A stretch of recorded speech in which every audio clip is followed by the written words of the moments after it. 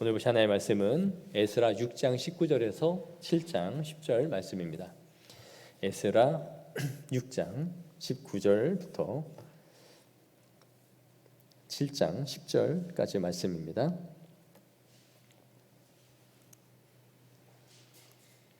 19절부터 제가 읽겠습니다.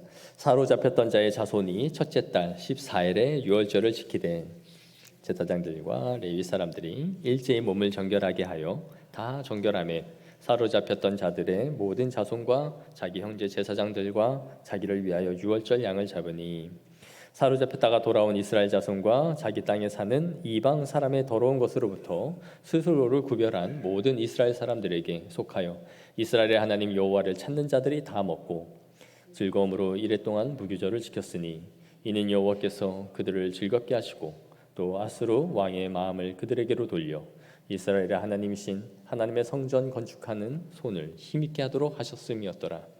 이 일 후에 바사왕 아닥사스다가 왕위에 있을 때에 에스라라 하는 자가 있으니라. 그는 스가랴의 아들이요 아사랴의 손자요 힐리야의 증손이요 살룸의 현손이요 사독의 5대 손이요 아이두의 6대 손이요 아마랴의 7대 손이요 아사랴의 8대 손이요 무라요의 9대 손이요 스라히야의 10대 손이요 우시엘의 11대 손이요 붓깃의 12대 손이요 아비수아의 13대 손이요 비느하스의 14대 손이요 엘르아살의 15대 손이요 대제사장 아론의 16대 손이라. 이 이스라엘 바벨론에서 올라왔으니 그는 이스라엘 하나님 여호와께서 주신 모세의 율법에 익숙한 학자로서 그의 하나님 여호와의 도우심을 입음으로 아닥사스다 왕 제7년에 이스라엘 자손과 제사장들과 레위 사람들과 노래하는 자들과 문지기들과 느디님 사람들 중에 몇 사람이 예루살렘으로 올라올 때에 이 에스라가 올라왔으니 왕의 7년 다섯째 달이라. 첫째 달 초하루에 바벨론에서 길을 떠났고 하나님의 선한 손에 도우심을 입어 다섯째 달 초하루에 예루살렘에 이르니라. 에스라가 여호와의 율법을 연구하여 준행하며 율법의 규례를 이스라엘에게 가르치기로 결심하였더라. 아멘. 우리 지난주에 했던 말씀을 잠깐 요약해드리겠습니다. 이스라엘 백성들이 이제 성전 공사를 다시 시작했죠. 그래서 이 공사를 시작하자 다뜨네와 수달보스네 이 두 총독이 와서 이 일을 조사했고 왕에게 조서문을 올렸습니다. 그리고 왕은 이제 이 모든 것에 대한 회신을 해주었죠. 어떤 회신을 해주었습니까? 첫째, 솔로몬의 성전 크기대로 지어라. 그리고 두 번째는 이 모든 성전을 짓는 데 있어서 왕실에서 경비를 부담하겠다. 그리고 셋째는 성전 기물들을 다 가져다가 각각 제자리에 그대로 배치해 두어라.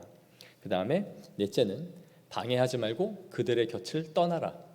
방해하지 말라라는 것이고, 다섯째는 이스라엘 백성들이 하나님 앞에 드리는 모든 제사에 필요한 제물들을 일체 모든 것을 요구하는 대로 다 그들에게 주어라 라는 것이었어요. 그리고 여섯째는 만약 이것에 대해서도 이 조서를 어기는 자가 있다면 그들을 다 엄벌에 처하라. 그래서 더욱더 이 명령이 떨어지지 않고 이 공사를 박차를 가하게 하였다라는 것이죠. 그래서 16년 동안 멈추어 있던 이 성전이 다시 재건되어져서 4년 만에 완공이 됐습니다. 그래서 이 20년 만에 이제 성전 공사가 끝이 나게 되죠. 이렇게 성전 공사가 끝이 나고 이제 이어지는 본문인데 이들이 무엇을 하는지 오늘을 보면 사실 13절부터 쭉 봐야 되는데 19절부터 읽었습니다. 13절에 보면 성전 봉헌식을 하나님 앞에 합니다. 온 이스라엘 백성들이 모여서 이제 성전을 하나님 앞에 드리는 봉헌식을 13절부터 18절까지 해요.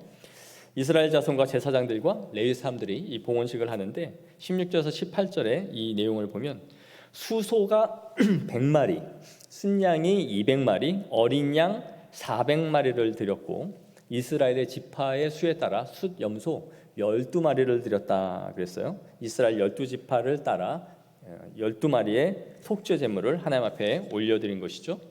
18절을 보시면 제사장을 그 분반대로 레위 사람을 그 순차대로 세워서 하나님을 섬기게 했다 이렇게 기록하고 있어요. 이 분반대로라는 말은 반차대로라는 뜻이에요.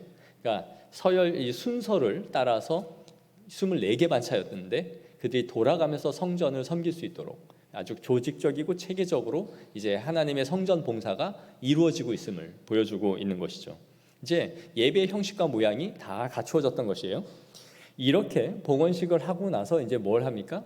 오늘 우리가 이제 읽은 유월절을 하나님 앞에 올려드려요. 첫째 달 14일에 유월절을 지켰는데 이날을 우리는 무교절이라고도 한다라고 말씀을 드렸죠. 일주일간 이 이스라엘 백성들이 성회로 모여서 하나님 앞에 나아간 것입니다. 이스라엘 역사 가운데서 이 종교개혁이 일어날 때마다 쇄신되어지고 회복되었던 것이 무엇이었냐면 이 유월절입니다. 이 공통적으로 항상 나타나요. 역대하 30장 24절에서 27절을 보면 히스기야가 종교개혁을 일으켰는데 종교개혁을 하고 나서 유월절을 다시 하나님 앞에 올려드려요. 정말 대대적인 유월절을 하나님 앞에 다시 지키는데 이때 보면 수송아지가 1000마리, 양이 7000마리, 방백들이 하나님 앞에 드린 수송아지가 1000마리, 양이 10,000마리를 드렸다 이렇게 기록해요. 어마어마한 숫자입니다. 일주일 동안 이 수를 하나님 앞에 다 각을 띄우고 올려드리고 나누고 그런 거의 축제 같은 유월절이 일어났던 거죠. 요시야가 또 역대하 35장에는 요시야가 종교개혁을 일으키는데 이때도 유월절을 대대적으로 지켜요. 하나님의 그 어린 양과 어린 염소를 이때는 얼마를 드리냐면 3만 마리를 드렸다 그래요. 수소는 3,000마리로 기록되어 있습니다. 엄청난 수를 이때도 3만 마리, 3,000마리를 드렸어요. 그리고 성전을 섬기는 힐기야와 스가랴와 제사장들에게 양 2,600마리와 수소 300마리를 주었다 이렇게 기록하고 있어요. 얼마나 성대하게 이 유월절을 지켰는지를 보여주죠. 그 규모가 그러니까 전 민족적 차원에서 하나님 앞에 드려진 이 유월절이었다라고 볼 수 있어요. 오늘 본문의 유월절과는 그 드려지는 수로 봤을 때는 비교가 되지 않죠. 아주 적은 수예요. 몇백 마리. 이 수도 뭐 많다라고 할 수 있겠지만 이전에 요시아나 히스기야 왕이 드렸던 것과 비교했을 때는 아주 비교가 되지 않는 정도죠. 그러나 그 의미와 본질에 있어서는 동일한 것이에요. 이 유월절을 다시 하나님 앞에 드리고 있는 것은 그 수의 문제가 아니라 본질적으로는 지금 동일한 영적인 쇄신을 하나님 앞에 하고 있다라는 것입니다. 왜 이들은 신앙을 회복할 때마다 유월절을 이렇게 부활시키고 회복시켰을까요? 그것은 유월절이 갖고 있는 의미가 깊었기 때문이죠. 유월절이 유래가 뭡니까? 넘을 유자죠. 출애굽을 할 때 어린 양을 잡아서 문인방과 문설주에 발라놓으면 죽음의 사자가 그들을 치지 않고 죽음으로부터 피해 지나가는 절기잖아요. 이걸 뭘 의미하냐면 구원을 의미하는 거예요. 하나님으로부터 받은 구원을 되새기는 거죠. 모든 장자들이 죽고 애굽에 피바람이 나고 다 초상집이 됐을 때에도 이스라엘 백성들만은 하나님께서 보호하신 거죠. 바로 그것을 되새기는 절기였던 거예요. 지금 이 바벨론에서 올라온 것을 뭐라고 제가 말씀드렸습니까? 제2의 출애굽이다 이렇게 말씀드렸죠. 제2의 출애굽 사건과 거의 동일한 일들이 지금 반복되고 있다는 것을 볼 수 있습니다. 그래서 우리 역시도 오늘날 마찬가지예요. 우리의 신앙이 회복되고 새롭게 될 때마다 우리가 다시 감격하게 되는 그 지점이 어디냐면 십자가예요. 십자가요. 그리스도인들에게 있어서 이 십자가는 가장 식상하고 퇴색되어지기가 쉬운 것이 이 십자가입니다. 뭐 예수님이 우리를 죽었다는 거 맨날 들은 얘기고 그분이 부활하셨다라는 거 다 아는 얘기고 그래요. 그런데 신앙이 살아나고 새로워질 때마다 이 십자가가 다시 우리 가슴 가운데 새겨지는 역사가 일어나요. 그래서 예수 그리스도의 죽으심이 엄청난 감격으로 다시 살아나면서 회개가 일어나요. 그분의 십자가가 없었더라면 내가 이 자리에 있을 수 없고 그분의 십자가가 없었더라면 나는 하나님의 자녀가 될 수도 없으며 하나님을 아바 아버지라 감히 부를 수도 없었다라는 것이 다시 인식되면서 진정한 회개의 역사가 그때부터 일어나요. 그거 다 아는 내용인데 그 아는 의미의 역사들이 나에게 실질적으로 새롭게 다가오는 거예요. 여러분, 이때가 언제입니까? 십자가를 묵상하면서 물어본 때가 있습니까? 말씀을 듣다가 말씀을 읽다가 예수 그리스도의 십자가가 다시 나에게 묵상이 돼서 눈물이 앞을 가려서 성경을 읽을 수가 없고 성경에 눈물 자국이 떨어져서 그 자리에 멈춰 있을 수밖에 없었던 그때가 언제입니까? 성경을 안 본 지가 목사님 벌써 몇 년. 여러분, 그걸 회복하셔야 되는 거예요. 우리의 성경은 정말 눈물 자국, 콧물 자국이 뚝뚝 있어서 붙어 있을 곳이 수없이 나와야 돼요. 우리의 개인의 유월절이 회복되지 않으면 신앙이 살아나지 않는 거예요. 십자가가 계속 반복되는 회심과 능력의 자리임을 우린 기억해야 돼요. 그래서 이 개인의 유월절이 회복될 때마다 성도들은 하나님을 확인하는 방식이 무엇이냐면 예수 그리스도가 나에게 베풀어 주신 은총 앞으로 서게 돼요. 이것이 다시 각인되지 않으면 어디를 자꾸 생각하느냐면 하나님은 나에게 뭘 주셨는가? 하나님이 나에게 건강을 해결해 주셨는가? 사업의 물질의 문제는 해결되었는가? 내 자녀의 문제가 해결됐는가? 이런 것으로 하나님의 실존을 확인하려 들어요. 이런 거 저런 거 기도했는데 하나님이 아직도 안 해주셨네. 이런 거 저런 거 하나님 앞에 했는데 아직도 이건 그대로네. 그래서 항상 나에게 무언가가 해결됐느냐 안 해결됐느냐 하는 것으로 하나님을 달아보는 거예요. 하나님이 역사하시는구나, 하나님은 역사하지 않는구나. 이게 순전히 나의 개인의 무언가가 되고 안 되고의 문제로 치부되어 버리는 거예요. 그러나 예수 그리스도의 십자가가 우리 안에 새겨지면 이런 문제들이 아주 부차적인 문제라는 것이 이해되기 시작해요. 이게 내가 죽고 사는 문제가 아니다. 내가 예수 그리스도를 믿어 구원에 이르렀다라는 그 자체만으로 내 삶의 모든 문제들은 이미 해결이 되어진 것이다 라는 것에 확신을 갖고 사는 거예요. 그리고 그 나머지 것들은 돼도 좋고 아니 돼도 좋은, 그리 아니하실지라도 나는 주 여호와를 사랑하며 추구할 것입니다. 이 신앙의 고백이 나오는 거예요. 그렇지 않고는 우리의 신앙과 하나님을 절대적으로 경험할 수 없어요. 절대적이라 함은 가장 근본적인 차원에서 무슨 은혜를 내가 누렸는가 하는 것으로는 돌아갈 수 없다는 거예요. 끊임없이 그 외의 것을 가지고서만이 하나님을 경험하려고 하는 욕구가 우리에게 가득해요. 이게 뭐냐면 공리주의예요. 내가 행복해야 예수님이 계신 것이다. 내가 불행하고 현실이 불행하면 하나님은 계실 수도 있고 아니 계실 수도 있다. 이런 차원으로만 이해하는 거죠. 아주 비천하고 미약한 신앙인 거예요. 이스라엘 백성들이 유월절을 회복하는 것은 그들의 근본적인 해결의 지점이에요. 홍해를 건너 죽음을 지나 하나님의 자녀로 벗어나는, 우리에게는 영적인 의미죠. 가나안 땅을 향하여 넘어 들어가는 하나님의 백성들로 죄의 속박에서 벗어나 영적인 자유함을 얻는 것이 바로 출애굽이죠. 사탄의 속박과 얼개에서 벗어나 저주에서 아니라 사망에서 생명으로 옮겨지는 자리가 십자가죠. 그러니까 우리의 개인의 유월절이 날마다 회복돼야 되는 것입니다. 아멘. 그것이 회복돼야만 우리의 신앙이 살아나는 거예요. 그것이 부흥입니다.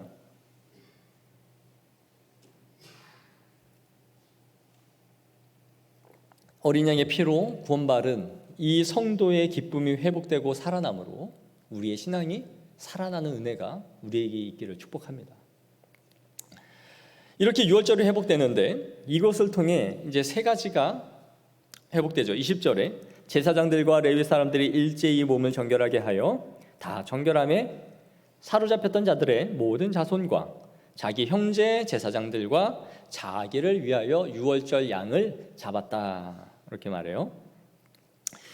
가장 먼저 한 것은 제사장들과 레위 사람들, 즉 직무를, 하나님의 성전에서 직무를 행하는 사람들이 먼저 정결하게 되어야 한다라는 것을 보여줘요. 구약에서 제사장들이 먼저 하나님께 제물을 드림으로써 정결하게 된 후에 이 직무를 수행함으로써 이들이 먼저 하나님 앞에 구별되어져야 했던 것이죠. 그런 의미에서 개혁이라는 것은 항상 목회자와 장로들과 리더들 위로부터 개혁이 이루어져야 되는 거예요. 하나님 앞에 먼저 헌신된 중직자들이 먼저 개혁되어져야 교회는 개혁되는 거예요. 성도들이 먼저 변혁되어져서 목회자가 바뀌었다? 그런 경우는 거의 없습니다. 아마 제가 찾은 성경이나 기독교 역사에는 없어요. 풀뿌리 민주주의는 민중들이 일어나서 쿠데타나 혁명을 통하여 정부를 무너뜨리고 민주주의를 이룩하죠. 민주주의 역사예요. 그래서 민중들이 일으키는 풀뿌리 민주주의란 말이에요. 그렇게 하여 나라를 전복시키고 위 사람들을 끌어내려서 자신들이 원하는 민주주의와 정권을 만드는 일은 세속 역사에는 일어날 수 있습니다. 그러나 기독교 역사에는 이런 사례를 거의 찾아보기가 어려워요. 선지자가 타락을 했지만 성도들이 스스로 부흥하여 개혁을 이루었다. 이런 내용은 성경에 없습니다. 항상 선지자와 제사장들이 타락함으로 인해서 그 백성과 민족 전체가 타락을 해요. 하나님이 그들을 부흥시킬 때에도 선지자와 하나님의 백성들을 보내심으로 그들을 부흥시킨단 말이에요. 이것이 영적인 질서이기 때문에 그래요. 교회 역사를 볼 때에도 하나님의 말씀의 사람들을 보내심으로 그들이 부흥의 역사를 경험하게 되는 거예요. 성도들 중에 한두 사람이 개혁과 변혁 정신을 가지고 할 수 있을지 모르지만 그것은 극히 미미한 정도로 일어나다가 간헐적인 모임일 뿐이에요. 그러나 리더들이, 목회자와 중직자들이 살아나고 정결하게 되는 것, 그것이 부흥의 시발점의 가장 첫 번째 있는 것입니다. 여기 모인 분들이 그렇게 되어지기를 소망해요. 우리가 먼저 변혁되지 않으면 안 돼요. 수요예배, 금요예배 나오는 정도면 다 중직자입니다. 그들이 다 변화되고 목회자부터 장로와 중직자들, 직분자들이 변화되는 것을 통해 교회가 바뀌는 것이지 밑에서부터 바뀌는 일이 일어나지 않아요. 그리고 6월절에 누가 참석하여 먹는가를 보십시오. 6장 21절에 자기 땅에 사는 이방 사람의 더러운 것으로부터 스스로를 구별한 모든 이스라엘 사람들에게 속하여 이스라엘의 하나님 여호와를 찾는 자들이 다 먹었다라고 말하고 있죠. 이방인이라 할지라도 이교적인 행위와 우상을 버리면 누구라도 6월절 예식에 참여할 수 있도록 해준 거예요. 원래 6월절은 그랬습니다. 앞에 성전을 짓는 데 있어서 사마리아인들을 동참시키지 않았던 이유는 그들이 혼합주의적인 신앙의 양태를 버리지 않으면서 겉으로만 우리도 성전을 짓는 데 동참해달라라고 했기 때문에 막은 거예요. 그러나 이 6월절의 양을 먹을 수 있는 것은 유대교라는 유대인이라는 혈통에 매여 있는 것이 아니라 더러운 것으로부터 스스로 구별하여 하나님의 백성이 되고자 하는 자들은 다 6월절 고기를 먹고 마실 수 있도록 열어준 거예요. 열려져 있는 은혜의 장소였다라는 것이죠. 그리고 세 번째, 이스라엘 백성들이 이렇게 지킴으로써 회복된 게 무엇입니까? 바로 22절이에요. 즐거움으로 이랫동안 무교절을 지켰으니 이는 여호와께서 그들을 즐겁게 하셨다라고 말하죠. 이 즐거움으로 이 6월절을 지켜나간 거예요. 그리고 여호와께서는 그들의 마음 가운데 즐거움을 회복시켜 준 거예요. 신앙의 즐거움, 공동체의 기쁨, 하나님 앞에 모여서 어우러지는 이 즐거움이 어떤 것인지를 풍성하게 나타내 보여주신 것이죠. 뒤에 보면 이스라엘 하나님이신 하나님의 성전 건축하는 손을 힘있게 하도록 하셨습니다. 그리하여 온 교회와 성도들이 하나님 앞에 하나 되어져서 이 즐거움을, 이 축제를 지금 누리고 있음을 보여주는 것이죠. 주님의 일하심을 우리의 삶 가운데 볼 수 있는 것이 가장 큰 기쁨이요 즐거움인 것입니다. 그러면서 이제 본문이 7장으로 넘어가죠. 7장으로 넘어가는데 이제 드디어 에스라가 나와요. 이게 참 재밌습니다. 여러분, 에스라가 총 몇 장까지 있는 성경이에요? 몇 장이요? 10장. 근데 에스라서라고 해놓고 에스라가 몇 장에 나와요? 지금 7장이라고 했는데 뭘 생각을 하세요? 10장까지 있는 책에 7장에 가서야 에스라가 등장해요. 근데 이상하지 않아요? 3분의 2나 지나왔는데 에스라는 나오지 않다가 7장에서 와서야 등판을 하죠. 앞에 누가 나왔습니까? 지도자가 스룹바벨과 예수아라는 사람이고, 스룹바벨에 의해서 성전을 지어요. 스룹바벨 성전이라 그래요. 그래서 이 두 번째 성전을, 그러면 이 성경을 스룹바벨서 내지는 예수아서라고 지어야 될 것 같은데 성경은 에스라서라고 이름을 타이틀을 지어놓고 에스라는 7장에 가서야 등판을 한단 말이에요. 왜 그럴까요? 이제 뒤에 보시면 아시겠지만 에스라라는 이 사람이 아주 중요한 핵심 인물인 거예요. 그러니까 거의 끝판왕이다. 왜 그러냐? 이제 보세요. 7장 1절에 보시면 2일 후에 라고 되어 있죠. 2일 후면 언제입니까? 유월절을 지킨 후가 아니에요. 6장에서 7장 사이에는 시간적 격차가 58년 정도 있습니다. 아시겠죠? 성경에 써놓으세요. 안 써져 있는 부분이잖아요. 그러니까 58년의 격차가 있는 갭이 있는 거예요. 이 한 장 사이에. 성전이 몇 년이 지어졌습니까? BC 516년이라고 말씀드렸어요. 근데 지금 이때가 언제냐면 BC 457년이나 8년 정도 그 어간이에요. 그러니까 58년, 약 60년이 지난 시점이다라는 거예요. 그러니까 이 한 장 사이에 60년의 간격이 있는 것이에요.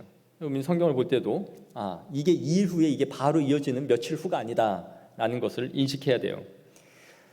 왜냐하면 에스라는 2차 포로 귀환을 할 때의 리더였어요. 스룹바벨과 예수아는 몇 년? 몇 차? 1차 포로 귀환. 2차는 에스라. 3차는 느헤미야. 그러니까 세 차례에 걸쳐서 바벨론 포로가 귀환을 하는데 1차는 스룹바벨과 예수아, 2차는 에스라, 3차는 느헤미야인 거예요. 그러니까 지금 7장은 2차 포로 귀환의 리더로서 에스라를 지금 말해주고 있다라는 것입니다. 그래서 상당한 시간이 흘렀고 1차 포로 귀환 후에 몇 년 후냐? 80년이 지난 쯤이에요. 1차 포로 귀환하고 나서. 그래서 왕도 아닥사스다 왕으로 이제 페르시아 6대 왕으로 바뀌어 있음을 우리가 본문에서 확인할 수 있는 거죠. 정권이 벌써 많이 바뀐 거예요. 이렇게 1차 포로 귀환하고 성전이 완공되고 이렇게 세월이 많이 지난 다음에 이제 에스라라는 사람이 등장하는데 어떤 가문의 사람인지가 7장 1절부터 엄청 길게 5절까지 쭉 서술되어 있어요. 이 한 사람의 프로필이 이렇게 길다라는 것은 이 사람이 어떤 사람인지를 성경에서 확실하게 알려주어야 되겠다라는 의미죠. 5절을 한번 볼까요? 아비수아의 13대 손이요, 비느하스의 14대 손이요, 엘르아살의 15대 손이요, 대제사장 아론의 16대 손이라 이렇게 되어 있어요. 아론이면 대제사장의 계열에 있는 사람이죠. 그리고 6절에 이 에스라가 바벨론에서 올라왔으니 그는 한번 읽을까요? 뭐라고요? 시작. 이스라엘의 하나님 여호와께서 주신 몰세의 율법에 익숙한 학자라. 이 프로필이 이렇게 길게 나오고 있는 것은 이 사람이 얼마나 중요한 비중을 차지하고 있는지를 우리에게 알려줘야 될 필요성이 있었던 거예요. 8절에 보시면 아닥사스다 왕 제7년에 이스라엘 자손과 제사장들과 레위 사람들, 노래하는 자들, 문지기들, 느디님 사람들을 데리고 예루살렘으로 올라왔다라고 되어 있죠. 1차 포로기환 할 때 스룹바벨이 사람들을 이끌어왔고 에스라가 동일하게 이 사람들을 지금 데리고 2차로 포로기환을 하고 있음을 지금 보여주는 거예요. 스룹바벨 때도 이 사람들이 많이 왔잖아요. 레위인들을 포함하여 문지기와 노래하는 자들을 데리고 왔듯이 또 온 거죠. 9절에 보시면 첫째 달 초하루에 떠나서 다섯째 달 초하루에 예루살렘에 이르렀다. 얼마나 걸린 거예요? 약 밤이라서 머리가 멈추신 거 아니죠? 그냥 목사님이 알아서 다 말을 해주겠지 뭘 자꾸 물어 이러고 있는 거 아니죠? 약 4개월에 걸쳐 온 거잖아요. 1월 달에 갔다가 5월 달에 왔으니까요. 그죠? 그래서 4개월 동안 거리는 약 1,400에서 1,500km로 걸어서 4개월 동안 걸쳐서 지금 에스라가 2차로 지금 포로기환을 한 거죠. 우리는 여기 보면 이 7장에 가서야 에스라가 등장을 하는데 하나님의 기가 막힌 타이밍과 인사 등용을 우리에게 보여주고 있어요. 우리가 전 야구는 잘 모르지만 축구든 야구든 뭐 WBC나 돼야 저는 야구를 보고 국내 야구는 보질 않는데 축구든 야구든 교체 선수를 쓰는 감독의 타이밍이 있죠. 그거 보면 참 저는 그걸 보면 야 뭐 12명이 11명의 축구 선수 중에 한 명 바꾼다고 못해. 그리고 타자가 저렇게 많은데 뭐 대타 한번 쓴다고 뭐 꼭 걔가 진루하라는 보장이 있나?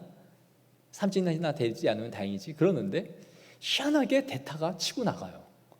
그리고 희한하게 교체된 선수가 경기 흐름을 바꿔놓고 골을 득점까지 하는 일들이 벌어지죠. 이런 걸 보면 이 감독이 진짜 대단하구나. 어떤 감독이 서느냐에 따라서 색깔도 달라지고 전략이 저렇게 달라지는구나 하면서 신기하죠. 그래서 우리가 아시안컵에 한 분이 말아 드셨잖아요. 또 생각나면 짜증이 나지만 그러니까 이 감독이 누구를 어떻게 쓰느냐가 굉장히 중요한 거죠. 그런데 오늘 이 본문을 보면 하나님의 이 섭리와 손길의 타이밍이 대단해요. 이스라엘에 올라와서 우여곡절 끝에 성전을 재건했어요. 그리고 성전 봉헌식을 했어요. 그리고 대대적인 유월절 행사를 했어요. 제사장과 레위 사람들을 순차대로 성전을 섬기게 했다라고 말씀을 드렸어요. 그리고 유월절을 지킴으로써 이제 모든 모양과 질서가 하나하나 지금 잡혀가고 있는 것 같아요. 그런데 이때 누구를 보내요? 이때 등판하는 사람이 바로 에스라예요. 그가 누구라고 말해요? 아론의 16대 손 대제사장이었다. 대제사장의 가문이었고 율법의 학사였어요. 율법 학자. 율법에 아주 능통한 사람이었다는 거예요. 그리고 나중에 뒤에를 보면 뭐라 그러냐면 아닥사스다 왕에게 총애를 받는 인물이에요. 그러면 이 사람은 행정가예요. 탁월한 행정가. 페르시아에서도 왕에게 인정을 받는 행정가였다는 것이에요. 그러면 대제사장이자 율법학자이자 행정가예요. 다 갖췄죠? 엄친아. 끝판왕이 여기서 등판을 한 거예요. 예수아는 제사장이에요. 스룹바벨은 행정 총독으로 데리고 나간 사람이에요. 그런데 에스라는 왕에 의해서 사람들을 데리고 나가라고 한 총애를 받는 사람. 왕이 요구하는 대로 이 에스라가 달라는 대로 다 줍니다. 요구하는 대로. 그리고 대제사장으로서 스스로 직무를 수행할 수 있고 율법에 빠삭한 사람이에요. 하나님이 이때에 이 에스라를 보낸 거예요. 에스라가 어떤 마음을 가지고 올라왔을까요? 이미 1차는 다 80년 전에 올라갔는데 우리 조상들이. 그들은 이미 상당수 죽었을 거예요. 80년이 지났으니까요. 에스라는 무슨 마음을 가지고 2차 포로기환을 하고 있을까요? 10절입니다. 우리 10절을 한번 다 같이 읽겠습니다. 시작. 에스라가 여호와의 율법을 연구하여 준행하며 율례와 규례를 이스라엘에게 가르치기로 결심하였더라. 이게 포인트예요. 결심하였었더라. 무엇을 위해 왔다고요? 하나님의 말씀을 연구하여 그것을 따라 준행하며 이스라엘 백성들에게 내가 이것을 가르치기로 결심을 하고 올라온 거예요. 이제 이스라엘 백성들은 성전도 다 지어졌고 제법 제사에 필요한 것들도 갖춰졌어요. 뭐가 필요했을까요? 그 다음부터는 말씀으로 가르칠 하나님의 율법 학사가 필요했던 거예요. 하나님의 순서와 단계를 보세요. 이 끝판왕을 이제쯤 내보내야 할 하나님의 기가 막힌 타이밍과 기용을 하고 계신 것이죠. 이 구절은 모든 목회자들의 마음에 새겨야 할 목표여야 하며 우리가 새겨야 할 구절이어야 하고 교회가 지향해야 할 목표인 거예요. 우리는 목회자를 생각할 때에 사람들마다 자신의 마음속에 그리는 이미지가 각양각색입니다. 참 달라요. 각자 살아오면서 자신이 갖고 있었던 신앙의 결핍들을 그 목회자를 통해서 충족받고자 하는 욕구들이 우리에겐 다 있어요. 교회의 상황에 따라 바라는 스타일의 목회자도 다 다릅니다.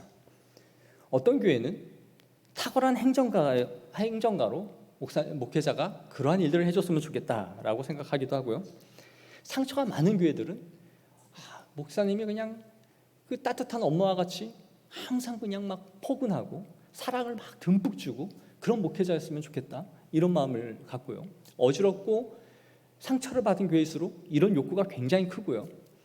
또 어떤 교회는 그냥 목사님이 항상 허허 했는데 교회가 아무것도 되어진 것이 없고 어떻게 보면 우유부단하다 생각하니까 카리스마를 가지고 확 성도들을 휘어잡고 그냥 막 진취적으로 뭘 좀 밀고 나갔으면 좋겠다 이런 교회도 있어요.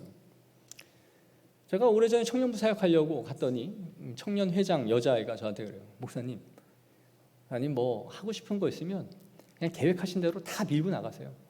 눈치 보지 마시고 하세요. 이전에 있던 목사님들 그거 눈치 보고 애들한테 의견 수렴하다가 아무것도 못하고 있다가 그냥 가셨어요. 목사님은 다 하래요. 다 하려면 뭐 뭘 힘을 줘야 되는데 자기는 그러다가 목사님이랑 결혼해서 사모가 돼서 나갔어요. 1년 있다가. 뭘 하라는 거야? 근데 이런 식으로 우리가 바라는 목회자의 이상형은 다 다르단 말이에요. 그러나 각자 우리에게 주신 은사와 달란트가 다르다 할지라도 무조건 우리가 지향하고 목회자가 목표로 삼아야 할 것이 있습니다. 그것이 무엇입니까? 여호와의 율법을 준행하고 연구하고 가르치는 거예요.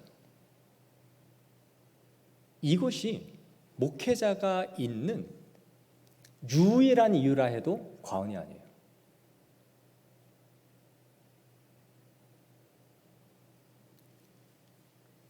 자신이 끊임없이 말씀에 대해 연구하고 부족하지만 그 말씀대로 살아보려고 힘을 쓰고 그 삶의 태도를 견지하고 나아가야 되는 거예요. 많은 것을 자신이 갖추고 있어도 말씀에 대한 준비가 없고 빈곤하다면 그 직무를 수행할 수 없는 것이에요. 그것이 제1순위라는 것이 우리의 머리와 마음에 각인되어져야 돼요. 우리는 바라는 바가 많지만 진정 말씀 위에 교회가 서 있는가? 우리가 말씀의 터 위에서 내 영혼이 자라나고 있는가? 이것을 봐야 되는 거예요. 이것은 제가 목회자가 된 이유라고 해도 과언이 아니에요. 이것이 소명이에요. 제가 초등학교 2학년 때 9살에 난 목회자가 되겠다 서원하여 그 길을 따라갔지만 물론 뭐 9살짜리가 서원을 하면서 나는 말씀에 헌신된 사람이 되겠어 이런 마음을 가졌겠어요? 그런 건 아니에요. 그러나 자라면서 신학생이 되면서 무엇을 해야 하는지는 분명했던 거예요. 하나님의 말씀을 연구하고 준행하여 가르치는 것이 목회자가 해야 할 가장 중요한 사역이다. 이거를 마음 깊이 새긴 거예요. 학교 다니면서 과대, 임원 한 번도 해본 적이 없어요.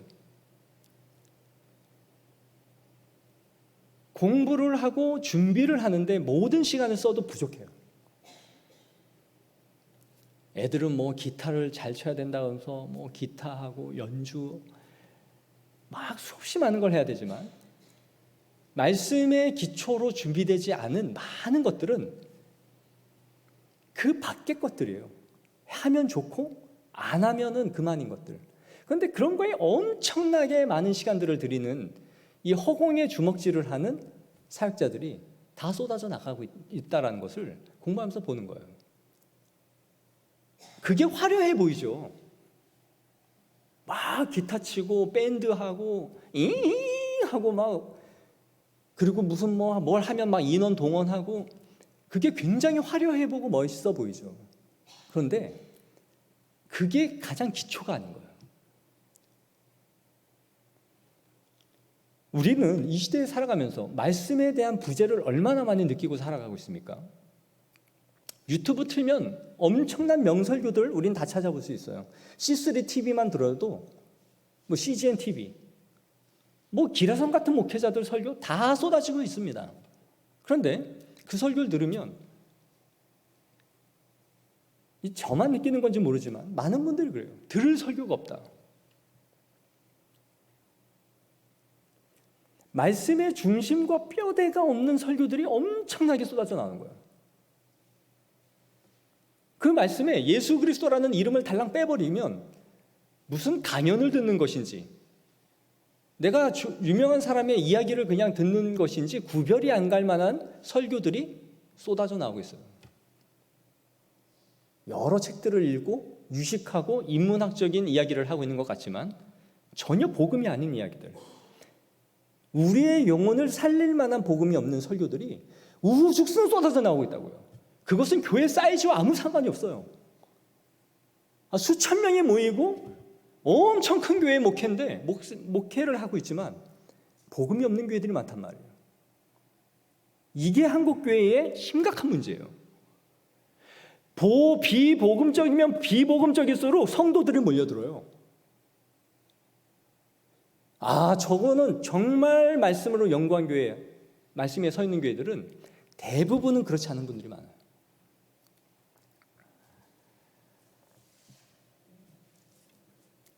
저는 우리 교회가 이 수많은 사람들이 이 시대에 아직도 진정한 말씀의 복음을 찾아 헤매는 사람들이 많이 있다고 생각해요.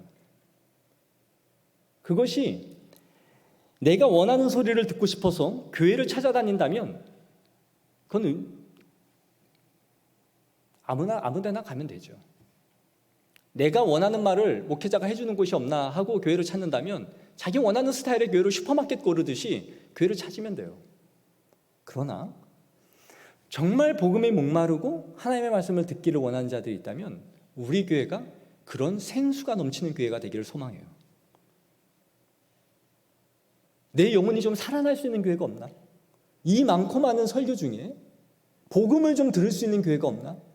예수 그리스도의 인격과 사역이 무엇인지를 알 수 있는 교회가 없나 하고 누군가가 우리 교회의 문을 두드린다면 우리 교회가 그런 생명수가 있는 교회가 되어지기를 소망합니다. 그것이 우리가 가야 할 사명이에요. 그것이 제가 우리 교회에 있는 이유라고 저는 생각해요. 올 때부터 그랬습니다. 하나님, 제가 뭐 할 줄 아는 게 뭐 있습니까? 능력도 없고 재주도 없어요. 그러나 말씀을 연구하여 가르치는 일에 헌신하고 싶습니다. 그것이 교회가 존재하는 유일한 목적이고 이 시대의 사명 아닙니까? 그 일에 부름이 있다면 나를 사용해 주옵소서. 그게 소명이에요. 사랑하는 성도 여러분, 1차 포로 귀환을 하실 때 성전을 재건할 사람들을 하나님이 보내셨지만 2차로 포로를 귀환할 때는 하나님께서 에스라라는 걸출한 말씀의 사역자가 필요했던 거예요. 이제 모든 것을 갖추고 모양을 갖추고 있지만 말씀이 없으면 또 한 번의 성전이 무너질 것을 알고 계셨기 때문에 하나님께서는 말씀을 연구하고 준행하고 가르칠 결심을 오래전부터 마음에 품고 있었던 아론의 16대 손이라는 이 에스라를 준비시키고 있었던 거예요. 사랑하는 성도 여러분, 말씀을 배웁시다. 말씀 따라 살아갑시다. 그리고 묵상합시다. 배운 바대로 우리가 함께 준행해 나갑시다. 그것이 우리 교회가 나아가야 할 목표이자 사명인 줄 믿습니다. 기도하겠습니다. 하나님 아버지, 감사합니다. 우리를 이 시대 가운데서 하나님의 사람들로 불러주시고 이 몸된 교회에서 섬기게 하여 주시고 말씀을 듣도록 은혜 주심을 감사합니다. 아버지, 우리 모두가 주의 말씀 앞에 설 때마다 하나님의 말씀으로